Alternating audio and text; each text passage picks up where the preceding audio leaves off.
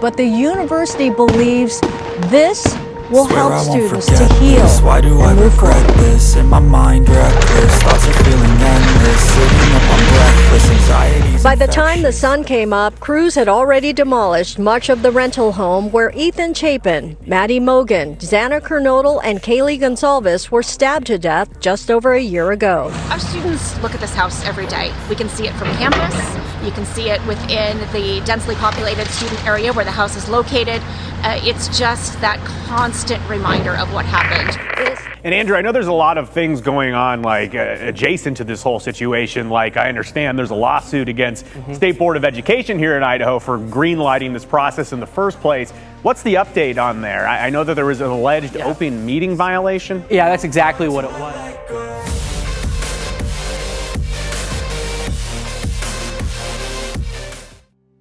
The university's decision to demolish the home has stunned many. The house where 4 University of Idaho students were eliminated last year has been destroyed. But what if there's still evidence around the home? Why is one of the victims' family, Chapin's mom, in support of this demolition? Why was the University of Idaho president subpoenaed?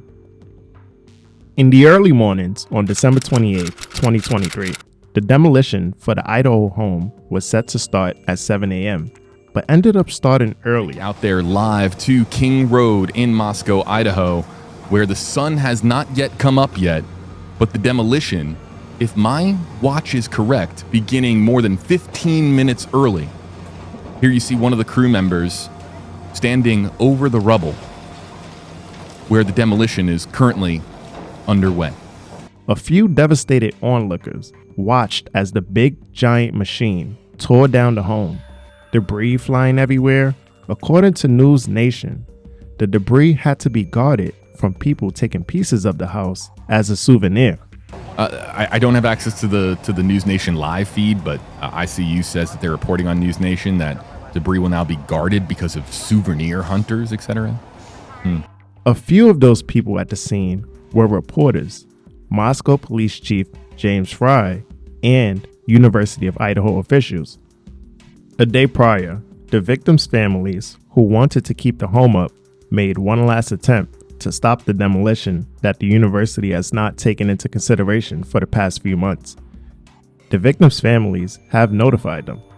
In the letter, the Kernodle and Gonsalves family cited 8 reasons they say the house could hold evidentiary value for the trial, including all of the entry and exit points in the home, where any potential biological evidence was found inside of the home, and if the house itself could have been a target for the crime.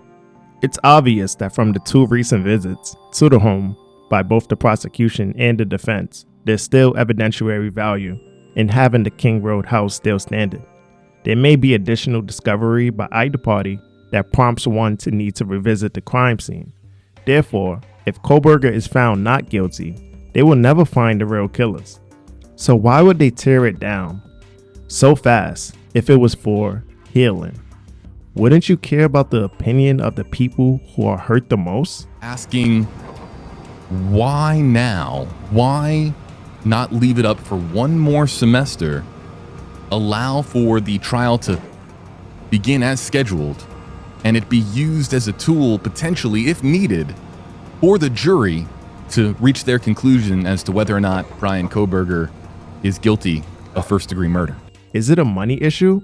The university makes millions of dollars per year. In fact, the university is the majority of revenue for that town, so it can't be a financial issue. Also, the president received a 5% pay boost this year. Are they afraid the house is scaring off the students? No, because this is a national story the world will never forget. It doesn't matter if you tear down the home. Yeah, to me, there's just so many questions about why it's necessary at this point, this time.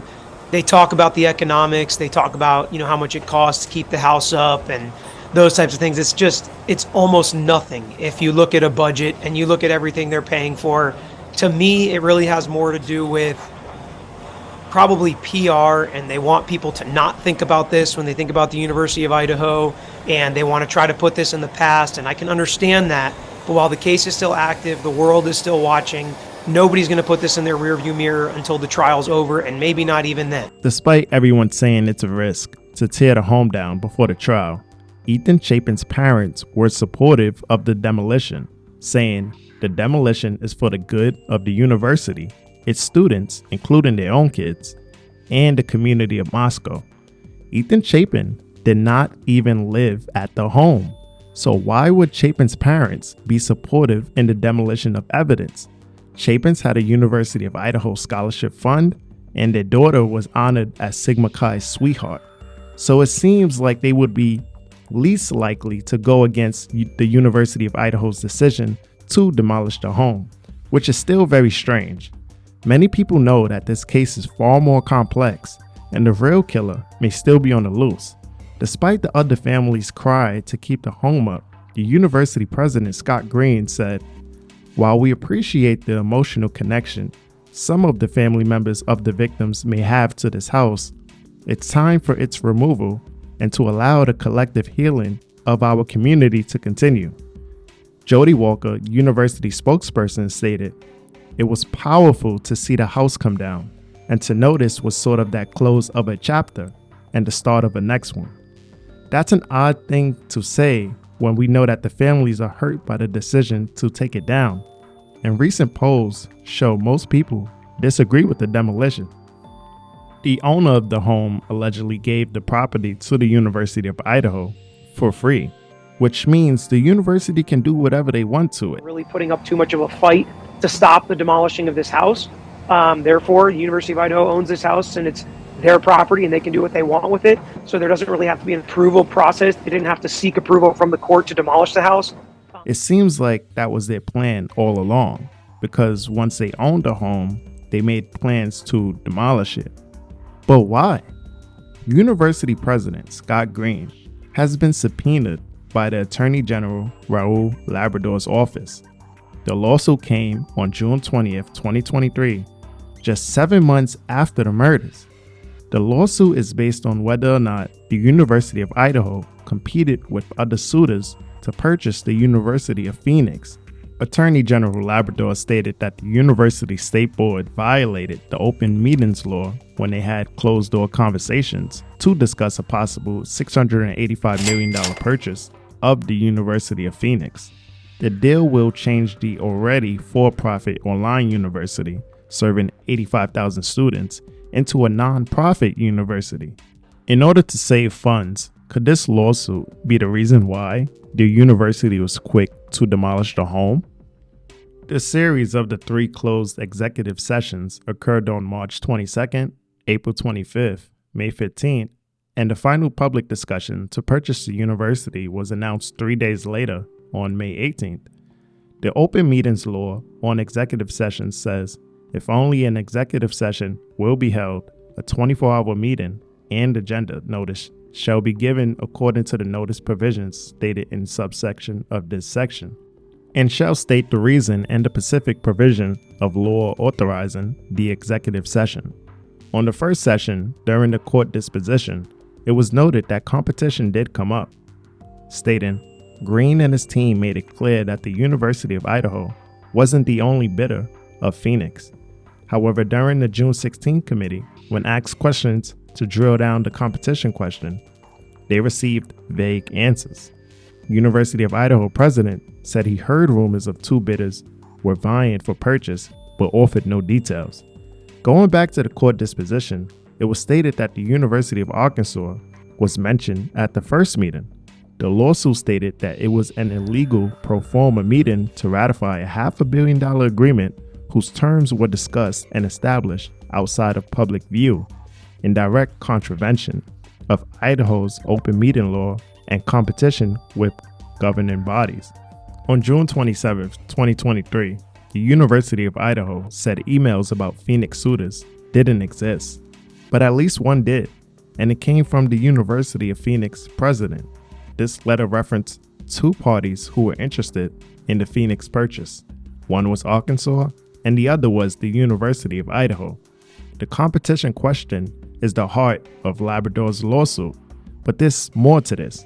Skeptics don't understand why the University of Idaho wants to set up a nonprofit to finance the Phoenix purchase, putting the university's reputation and finances on the line.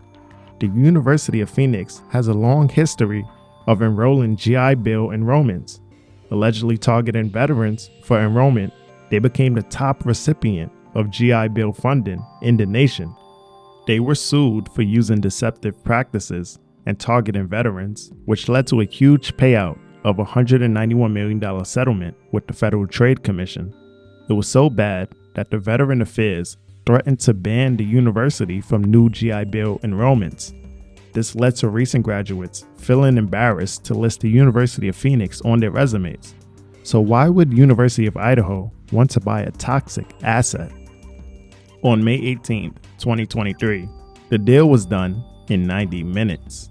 The lawsuit basically states that when making a decision this big, the public needs to be notified about this transaction before it happens, not to be presented to them after it happens.